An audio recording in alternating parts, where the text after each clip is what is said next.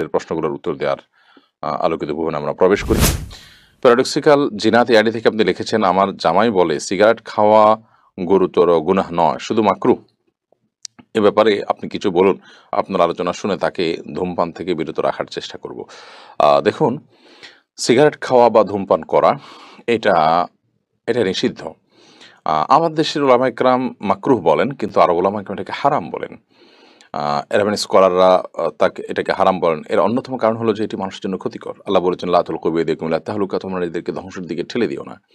অতএব নিজেকে ক্ষতির মুখে ঠেলে দেওয়া, নিজেকে বিপদের মুখে ঠেলে দেওয়া, নিরেট ক্ষতি যেটাতে, এরকম কিছু গ্রহণ করানোর জন্য গুনাহের কথা।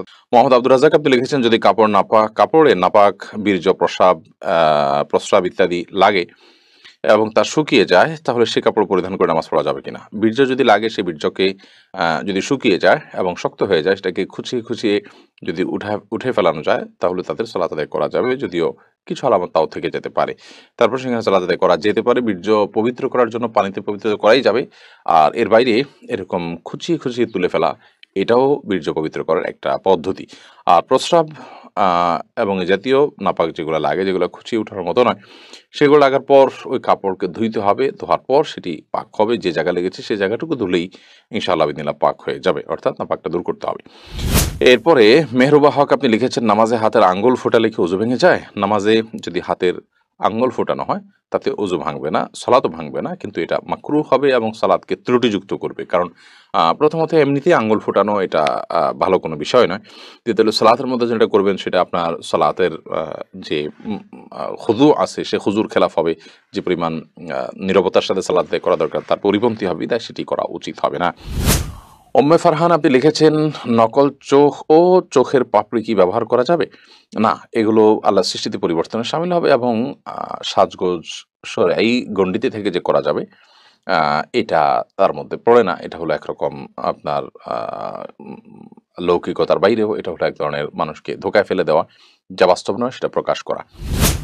তামিম আলিফ আপনি লিখেছেন, আমি রাতে ঘুমানোর আগে অজু করে ঘুমাই, এই অজু দিয়ে ফজরের নামাজ পড়তে পারবো কিনা? রাতে আপনি ঘুমানোর আগে অজু করে ঘুমান, খুব ভালো কথা।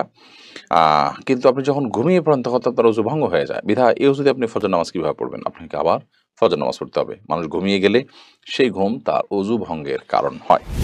তামিম আলিফ আপনি লিখেছেন, রোজা রেখে থুতু গিলে ফেললে কি রোজা ভেঙে যাবে? রোজা রেখে যদি আপনি থুতু গিলে ফেলেন, রোজা ভাঙবে না। তবে থুতু একত্র করে এরপর আপনি গিলছেন, এরকমটি করা অনুচিত এবং মাকরুহ। এমডি সবুজ আপনি লিখেছেন, কি আমল করলে দিনদার বিবি আল্লাহ তাআলা মিলিয়ে দিবেন? দয়া করে আমলটির কথা জানাবেন। নেককার স্ত্রী পাওয়ার জন্য নিজে নেককার হওয়ার চেষ্টা করবেন। নেককার মানুষদের সাথে উঠা বসা করবেন, সেরকম চেইন মেইনটেইন করবেন যারা নেককার, তাহলে তাদের মাধ্যমে আপনি নেককার স্ত্রীর সন্ধান পাবেন। সেই সাথে সূরা ফুরকানের ৭৪ নম্বর আয়াতে যে দোয়া আছে, সেটি পাঠ করবেন। নিজের জীবনসঙ্গী যেন নেককার হয়। রব্বানা হাব লানা মিন আজওয়াজিনা ওয়া যুররিয়াতিনা কুররাতা আয়ুন ওয়াজআলনা লিল মুত্তাকিনা ইমামা, বিশেষ করে পড়বেন। তাসলিমা খানম আপনি লিখেছেন, রাতে কাপড় খোলা ছাদে নাড়া থাকলে সে কাপড়ে নামাজ হয় না, এটা কতটুকু সঠিক? না, এরকম কোনো কথা সঠিক নয়। যদি রাতে কাপড় খোলা ছাদে থাকে বা খোলা বারান্দায় থাকে, তাতে নামাজ হয়ে যাবে। নাপাক লাগলে সে নামাজ হবে না। এখানে নাপাক লেগেছে, তার কোনো প্রমাণ তো নেই, বিধায় এ ধরনের কথা বিশ্বাস করার কোনো কারণ নেই। এরপরে সাবিহা জাহান লিখেছেন, স্বামীর জৈবিক চাহিদা পূরণ করতে স্ত্রী অক্ষম হলে স্ত্রীর করণীয় কি?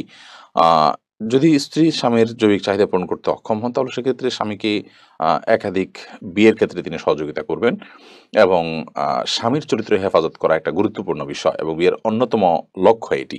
তো সে লক্ষ্য যদি পূরণে অপারগ হন তিনি, তাহলে সেক্ষেত্রে স্বামী গুনাহের দিকে যেতে পারেন, চরিত্র নষ্ট হতে পারে। সেই জায়গা থেকে স্বামীর জন্য দ্বিতীয় বা তৃতীয় স্ত্রীর ব্যবস্থা করা এবং সেটার জন্য মানসিক সম্মতি দেওয়া, তাকে সহযোগিতা করা, এটা কর্তব্যের অংশ। মোহাম্মদ রাসেল, হ্যাঁ, এর থেকে আপনি লিখেছেন, পালক মেয়ের সাথে নিজের পেটের ছেলের বিয়ে দেওয়া যাবে কিনা?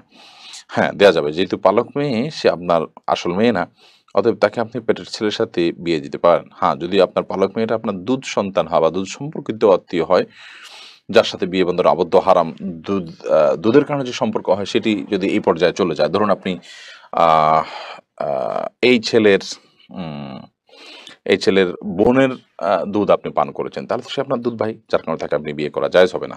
তো এরকম কিছু যদি না হয়, জাস্ট পালক মেয়ে, তাকে আপনি লালন পালন করেছেন, আপনার দুধ পান করেনি সে, তাহলে সেক্ষেত্রে বা এই ছেলের সাথে আপনার যে ছেলে হয়েছে তার সাথে তার দুধের কোনো সম্পর্ক নেই সরাসরি, তাহলে সেক্ষেত্রে তার সাথে বিয়ে দিতে কোনো অসুবিধা নেই। এমনি সেলিম রেজা কাজল আপনি লিখেছেন যে জামা কাপড় পরে সহবাস করা হয় সেই জামা কাপড় কি নাপাক হয়ে যাবে? অর্থাৎ যেটা পরে সেটা পরে নামাজ পড়া যাবে কিনা? যা কাপড় চোপড় পরে সহবাস করলেই সেটা নাপাক হয়ে যাবে না। যদি সেখানে নাপাক লাগে তাহলে সেক্ষেত্রে সেটা নাপাক হবে, আর যদি নাপাক না লাগে তাহলে সেটা নাপাক হবে না। উম অতএব এটি নির্ভর করবে যে নাপাকটা লেগেছে কি লাগেনি তার উপরে।